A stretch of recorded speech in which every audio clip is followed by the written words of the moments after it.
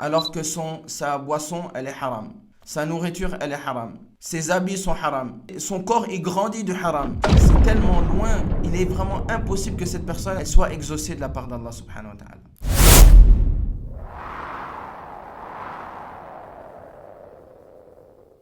Si on médite ce hadith-là, c'est quoi la cause qui a fait que cette personne ne soit pas exaucée? Alors qu'il a rassemblé entre plusieurs actions qui font que normalement la doua elle soit exaucée. Il est dans un voyage et c'est pas un voyage facile. Et on sait que la récompense et l'exaucement, il est encore plus proche quand la personne elle est en état de détresse. Parce que quand la personne est en état de détresse, il est plus à même à être sincère envers Allah subhanahu wa ta'ala dans sa doua. Deuxième cause d'exaucement de doua, c'est qu'il lève ses mains au ciel. Et la troisième cause, le fait d'insister dans la doua. C'est-à-dire qu'il était intense dans sa doua. Il a rassemblé entre trois des plus grandes causes d'exaucement.